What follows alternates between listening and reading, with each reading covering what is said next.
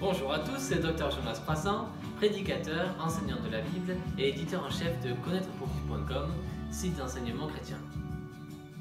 Nous continuons notre série sur l'ecclésiologie biblique et nous allons voir la question « Comment devons-nous chanter ?»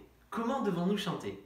Une question surprenante et pourtant le chant fait partie de notre vie chrétienne et il y a énormément de choses à savoir sur le chant et comment chanter pour plaire au Seigneur. Alors je vais me focaliser particulièrement sur le chant en ce qui concerne l'assemblée le dimanche.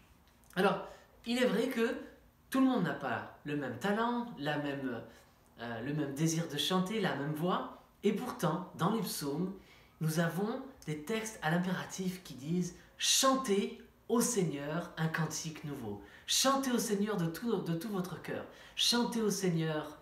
Il est dit maintes et maintes fois que nous devons chanter. Alors, écoutez bien. Quand nous sommes en train de grandir et que nous sommes dans l'adolescence, etc., nous apprenons certains cours comme les mathématiques et nous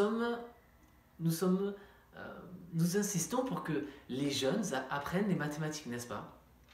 Pourtant, dans la Bible, il n'y a aucun commandement où vous pouvez trouver un verset qui dit « Apprenez les mathématiques ». Alors, ne vous y trompez pas, je pense que apprendre les mathématiques est une excellente chose, c'est très très bien, c'est très utile.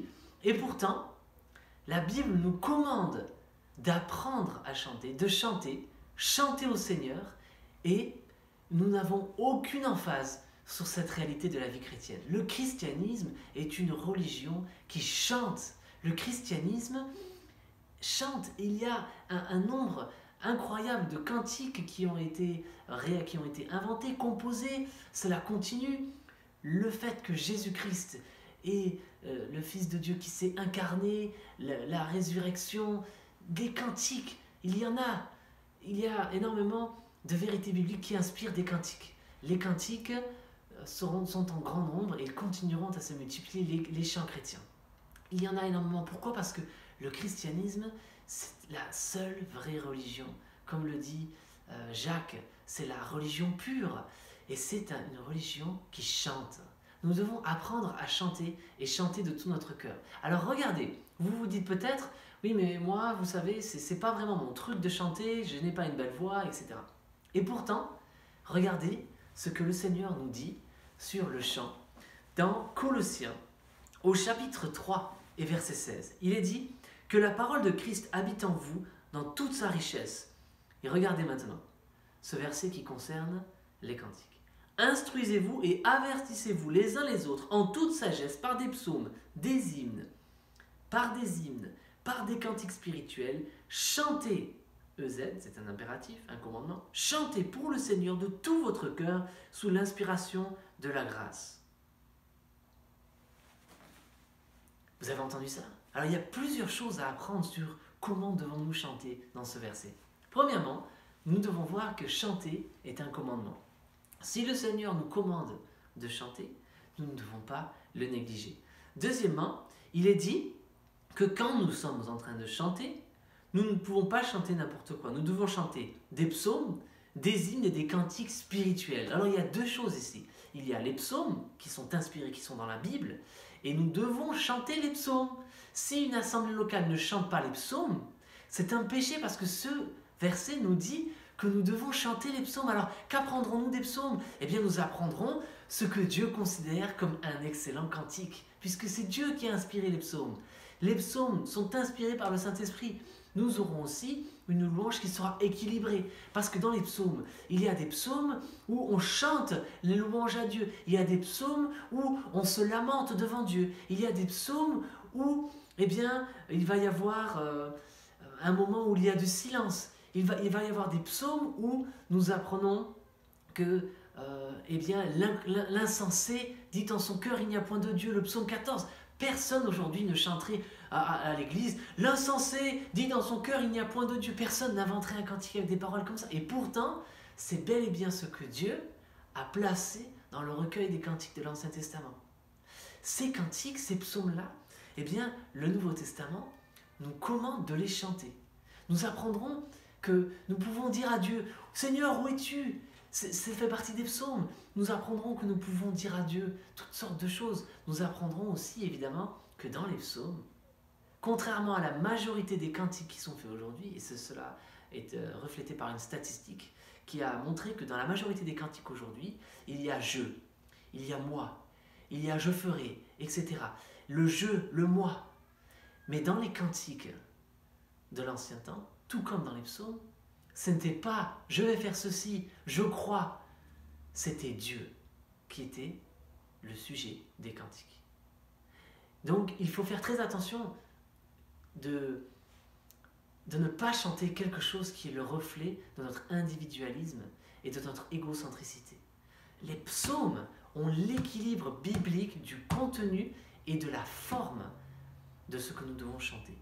Ils sont centrés sur Dieu, ils magnifient les attributs de Dieu.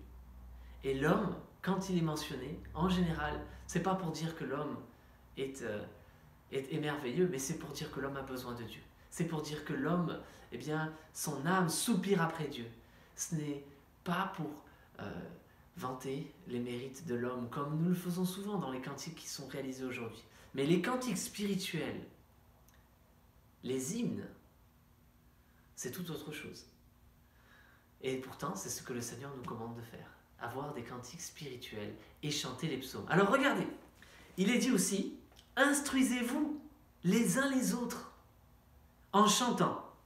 Donc quand nous chantons, nous devons nous instruire les uns les autres. C'est-à-dire que si les cantiques n'ont pas de doctrine dans leur contenu, si les cantiques ne sont pas riches dans leur enseignement, dans leur signification, dans leur beauté, si ces cantiques ne sont pas riches, ils n'enseigneront personne quand nous allons chanter. Si nous chantons et nous répétons toujours la même chose et qu'il y a vraiment, c'est très très superficiel, cela ne va pas être un cantique qui va instruire ceux qui l'entendent. Et pourtant, voici le commandement. Instruisez-vous et avertissez-vous les uns les autres par des cantiques spirituels. Donc quand je chante à l'église, je chante pour deux audiences. La mélodie que je fais dans mon cœur, c'est pour le Seigneur. Mais les paroles que je prononce, c'est pour instruire l'assemblée. Donc quand nous chantons, nous devons chanter de telle sorte que l'assemblée nous entende. Alors, nous ne sommes pas là pour prier ou pour chanter, pour que nous soyons, voilà, écoutez-moi, je m'écoute prier, je m'écoute chanter, qu'est-ce que je chante bien, ce n'est pas ça. Mais nous devons prier et chanter pour édifier l'assemblée. Alors comment voit-on les personnes dans la Bible prier? Dans l'Apocalypse, ou chanter dans l'Apocalypse, quand il y a les anciens qui sont devant le Christ, il est dit qu'ils chantent d'une voix forte. Nous adorons Dieu de toute notre force. Et quand je chante pour instruire et encourager les frères et sœurs, je chante avec une voix forte, je chante de tout mon cœur pour les instruire.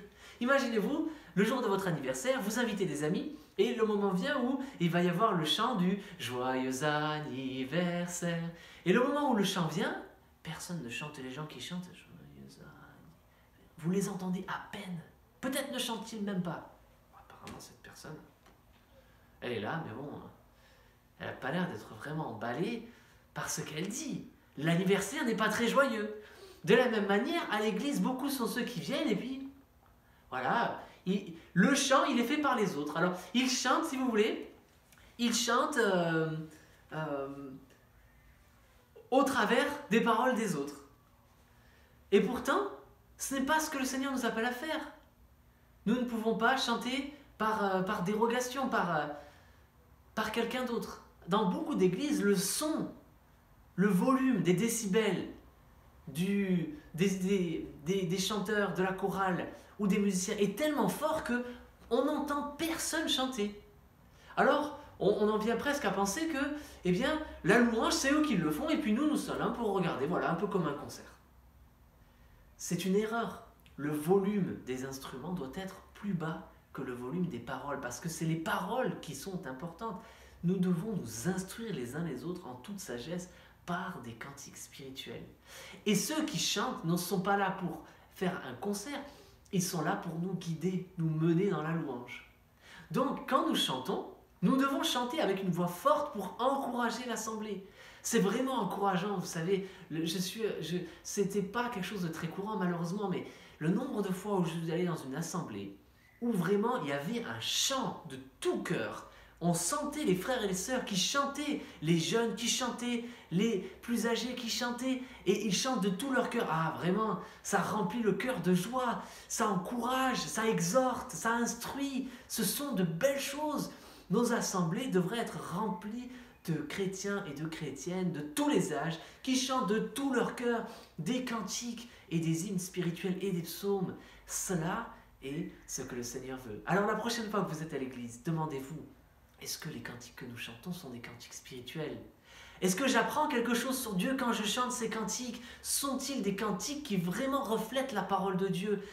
Est-ce que je chante d'une manière qui n'attire pas l'attention sur moi, mais pourtant qui vraiment manifeste que je veux encourager mes frères et sœurs? Je veux chanter de tout mon cœur à la gloire de Dieu pour instruire et encourager mes frères et sœurs.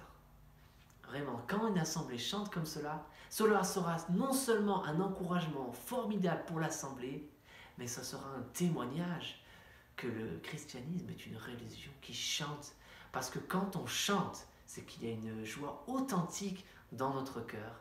La joie du Seigneur Jésus-Christ qui nous a sauvés, qui nous a rachetés, pour que nous puissions offrir de nos lèvres le sacrifice de louange, car il en est digne. Amen. Alors chantons comme nous le devons. Le Seigneur nous a appris comment chanter, alors chantons de tout notre cœur, pour la gloire de Dieu. Merci de nous avoir suivis, c'était connaîtrepourvivre.com. Abonnez-vous à notre chaîne YouTube, n'hésitez pas à cliquer sur la cloche pour recevoir les notifications pour les nouvelles vidéos, nous laisser un j'aime, partagez les vidéos sur les différents réseaux sociaux. Rejoignez-nous sur Disciples de Jésus, notre groupe Facebook. Vous pouvez aussi vous connecter sur connaîtrepourvivre.com. Vous y trouverez des centaines de ressources spirituelles pour vous aider dans votre foi. A bientôt pour de nouvelles vidéos.